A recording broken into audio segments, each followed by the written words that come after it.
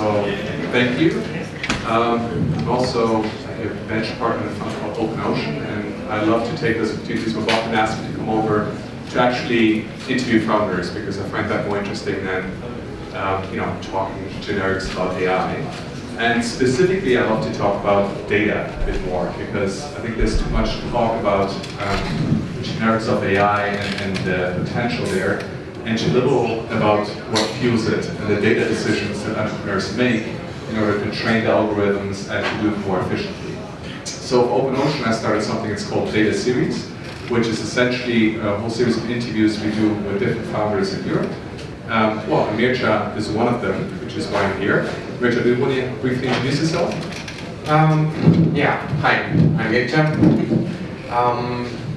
So about 8 years ago, started a company called Vision, and we built an algorithm allowing people to take pictures of their moles. That algorithm would analyze it and return with a risk assessment. That's how we call it. So basically, mobile app allow people to take pictures of their moles and let them know if they need to go see a dermatologist or if it's something of low risk. And yeah, a lot of challenges came with this endeavor. And at the end of 2017, I stepped out of that company and I started this new project called Medicai. Thank you very much. Not Medicai. And with Medicai, what we're doing is we're looking at what the radiologist does, and we're trying to come up with algorithms that automate his workflow, in a nutshell. So before we go into the challenges, as I mentioned, how did you become an entrepreneur? Let's start there. Yeah, I went to university, I didn't like it, I dropped out, and I had to do something. And I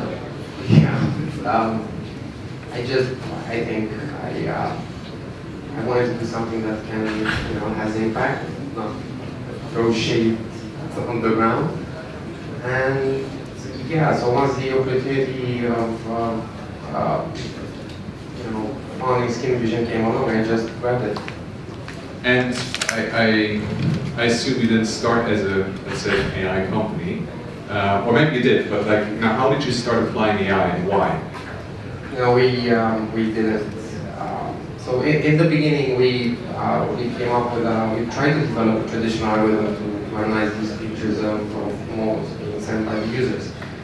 And looking at the industry standards and what the dermatologists were doing and the way they were analyzing moles, basically looking at the whole process, we quickly understood that we needed to reach an accuracy where we would be comparable to a human doctor. And it's not easy, trust me, analyzing moles is not easy. And the only way we could do it, we understood a couple of years into the problem, was switching to AI. Because it was the only viable solution of reaching the accuracies we needed. And so how did you approach it? So let's talk a bit about data. How did you start this? Well, in a sense, we were lucky because we had the solution up and running for a few years at that time. So we had a large enough database to train our neural networks, our AI solutions. And we had the data. The trouble was we didn't know what was in the database. So basically, we had 1 million pictures, but we had no idea what was in them. So the biggest problem for us was actually finding out what's in the database and tagging those pictures. So basically, we would take every picture, show it to a dermatologist, throw it actually, and then ask the dermatologist, okay, what do you think this is? If you were to, assess it as the app would assess it, what would you say? Is it low risk or is it high risk? Or how would you treat it in a clinical setting?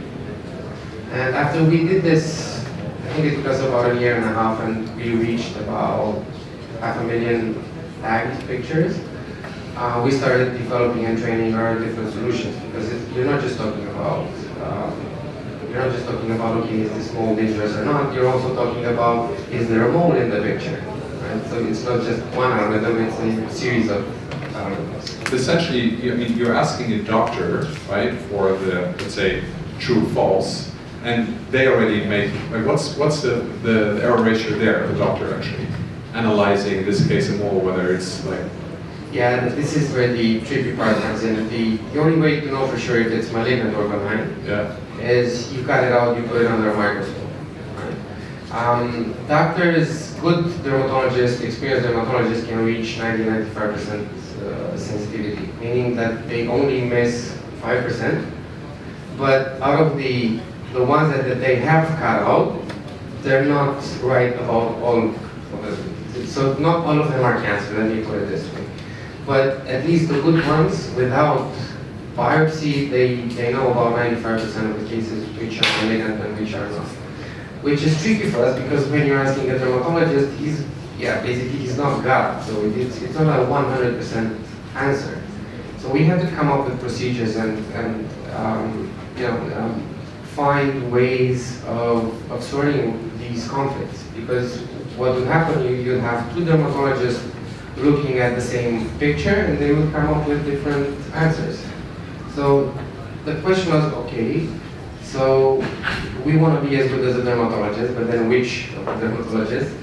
And you can't tell the user, yeah, this is so and so. It wasn't a viable answer. And we said, okay, now we do everything, go over the procedures and say, okay, each picture needs to be seen by at least one dermatologist. Where we have conflicts, we have a conflict resolution procedure where we have to ask a third dermatologist. Or we try to get histopathology results, which is also tricky for other reasons, because not everything can be cut out.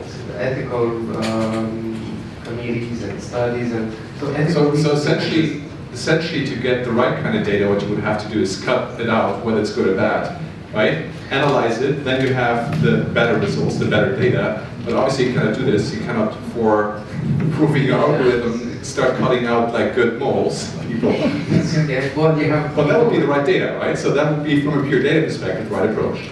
Yeah, sure, but there are people with 100 moles. What do you do? Exactly. End up looking like donations.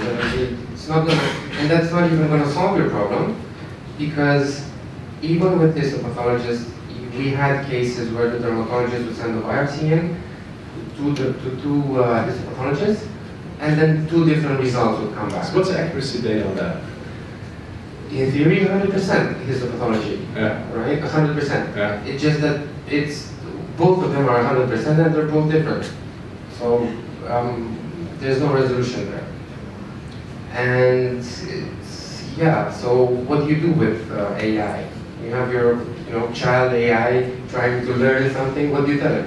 The world is a strange place. Because I think this is a challenge for many founders at the beginning, is access to data, right? To figure out like what data sets can I use, either create them myself or find them somewhere.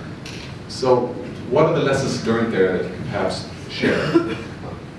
Yeah, so for me, I found that it's a combination of finding the right data sets and then providing value. So for us with Skin Vision, and also what we're trying to do with Medicai is we're trying to get the data as we would in real life, because lab settings clearly aren't good enough. So we're trying to understand, okay, what will happen when we'll put the service online, try to get the data, and then what we do is we actually ask the radiologist to perform his work or his interpretation, and we take that in a shape or form that we can then put into a neural network. So what are the different mental lab settings, right? What are the problems that you encounter that are very different in the real world than what you would do in a test setting?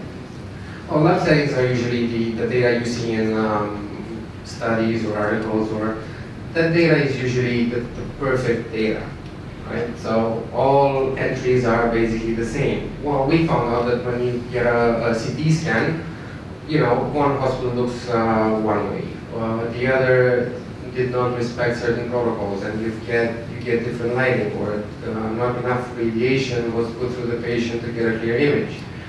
With when you make a picture, light might be shitty. What do you do with it? No, for example, with studies or data sets for dermatology, what you would get only specific cases of moles, right? Not all moles are created equal. So, yeah, just the really benign and really malignant. Yeah. Okay, what do we do with the borderline cases? Yeah. Right, so if you don't train, you use that data to train your neural networks, when they encounter such a case in real life, they won't know what to do.